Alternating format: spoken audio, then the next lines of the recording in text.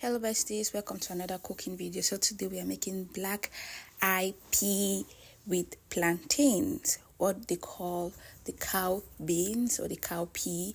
They also call it the good luck beans. It has a lot of names, so you already know how it works, right? I'll tell you a story while we do the cooking. Okay, let's get this rolling. Alright, so before I started, I had to wash this pot because this pot has been in a cupboard for some time. I had not used it, so I had to make sure that it's clean. Just have to make sure microorganisms, even though you're cooking, even though you know you're going to put it under heat treatment and all of that, but you still have to make sure that what you're using to cook is very clean, of course. So let's go back to the story. So the black eye pea, or what we call now the cowpea, is originally from Africa, and it was brought here in the 16th century, early 16th century, during the slave trade period, where they brought it here by the slaves, and it was then brought to America. Should I say again that I live in the US? I'm a Cameroonian who lives in the US, by the way, if you're just joining for the very first time. Okay, let's go back to our story while you just watch me do what I'm doing.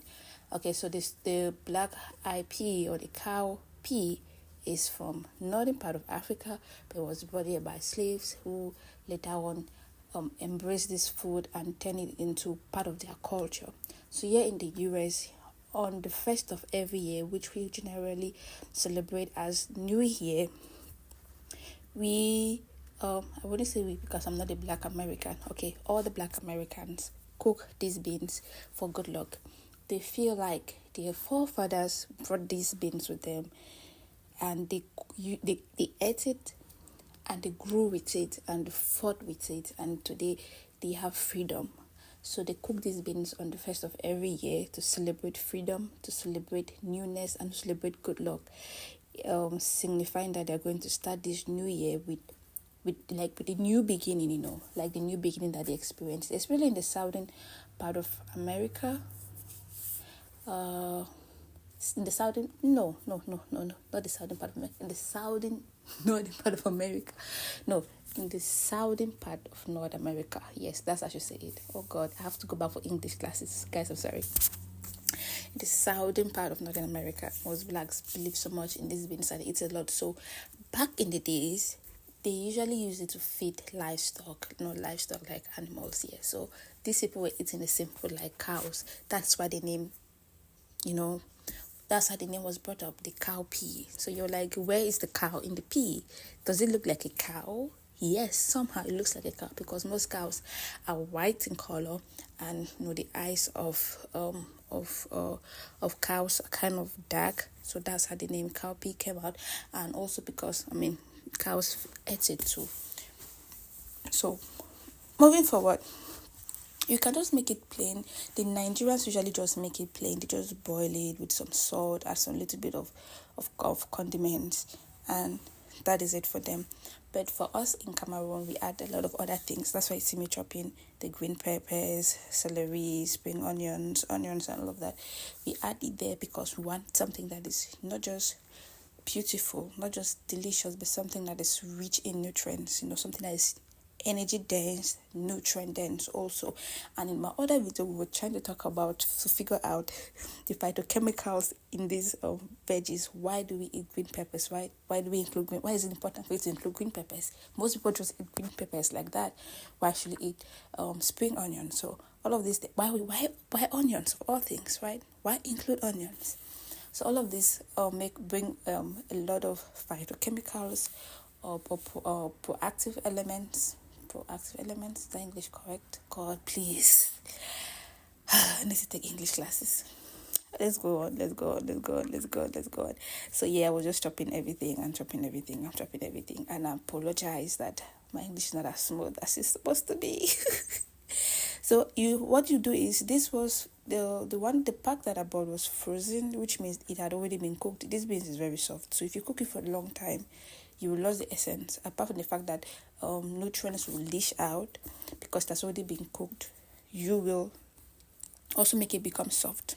Yes, so you don't have to cook it for long because it's frozen. So you just have to make sure that it cooks to the point where it just becomes soft enough, like chewable, that it's not hard. And then you clean back your pot, because there will be a lot of the the skin of the beans. I don't know how is it called? It has a name. It will be around the pot. So yeah, you have to just wash it and then put your pot back on the fire. Add some oils and then some chopped onions. The purpose of the chopped onions first is just for flavor, just to bring out the flavor. Yeah, and of course the blended. You see how I added water there? Nothing goes to waste. I had to add water to the can and then shake it to bring out all of it. Nothing goes to waste. Nothing goes to waste. Okay, just let it cook for some time. I mean, this is marinara sauce. God, what am I saying? Whatever this is.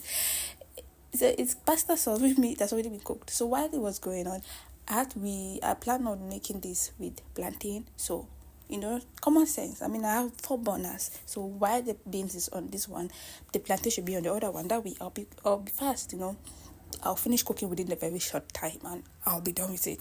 So I will just blend the plantains. And I didn't clean the plantains. Why? Because most of the fiber we have in plantain has very little amount of fiber. Most of the fiber is on the skin. Like the moment you peel it, you see those the thing that most people peel. That is a little fiber that plantain has. That you're peeling it. What would it be left with? Just carbohydrate. We need a little bit of fiber. Check it back on our pot and seeing how well it is. See how beautiful that is. It looks like sauce. I could eat this with bread. I like sauce and bread. So yeah, just adding some more condiments. I think I added oregano, parsley, added the Italian seasoning. Yeah, those are the 3 that I added.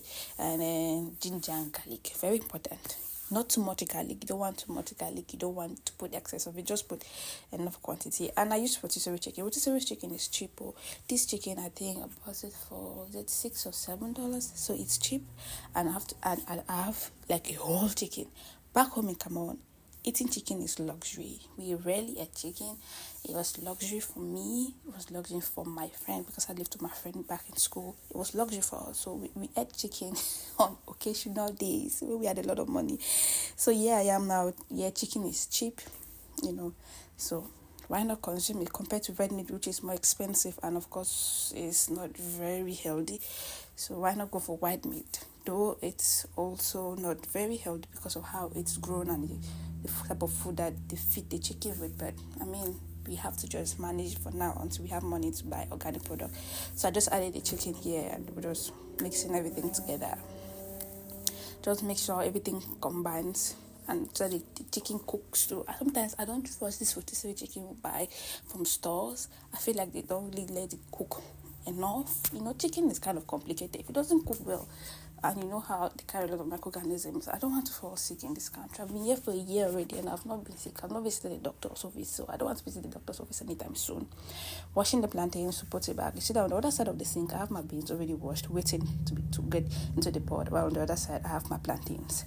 And now this is the pot where the chicken is cooking with the tomatoes, everything looking beautiful. It already looks like tomato sauce. And then I added the peppers that I blended earlier because I like it spicy. I don't know how can you eat beans when it's not spicy? It doesn't go. Like, you just cannot. I'm sorry. It would not. It doesn't make sense. Like, no. It has to be spicy. Spicy or nothing. It has to be spicy. So I added some salt and some bouillon cubes. Well, this is powdered. So it's some powdered bouillon seasoning. What was I saying? Guys, I'm sorry. This is me, okay? This is Precious. This is pretty Precious. You guys want me coming here and doing something and give you guys a life that is not real. Like, this is my life. Okay, our pot is bubbling. Oh, look at that. It looks beautiful. Oh, okay. So back to the story about beans. So literally that's like the background about beans. The black eye beans they're very various species of beans, but this particular black eye beans back home in Cameroon we call it cocky beans because in Cameroon, right, we peel out the skin and then we ground it into a paste. We use it to make cocky. The Nigerians call it moi moi. It's like beans cake, but you don't fry it, you cook it. like you use steam. It's cooked under steam, where you wrap the paste with you wrap the paste with, what's it called?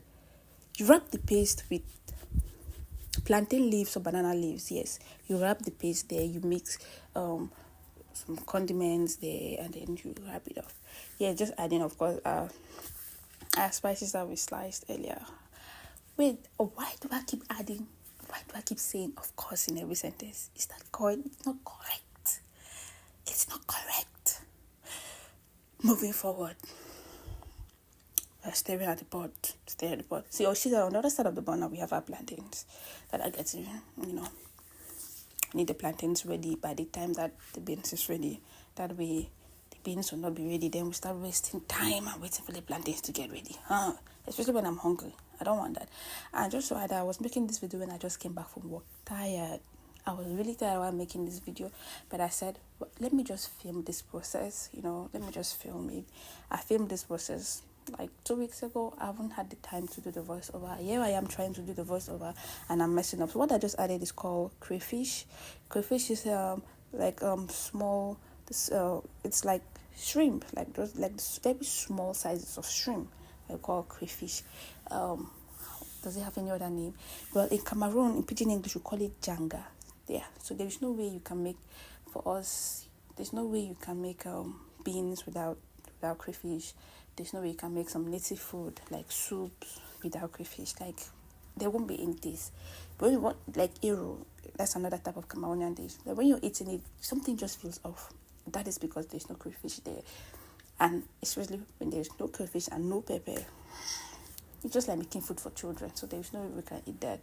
So yeah, so we have our protein sauce, we have our carbohydrate sauce, we have our vitamin sauce, we have our fat sauce. So I believe this beans by itself is a balanced diet. And this plantain, which is already, and here is the beans. It looks good, right? Yes. Yeah, I just reduce the heat just so that it simmers, so that it cooks slowly and everything should just, how would they say it? This way we say in Cameroon that everything should marry themselves. When you're mixing, say mix it until it marries, until they marry themselves. Food is ready.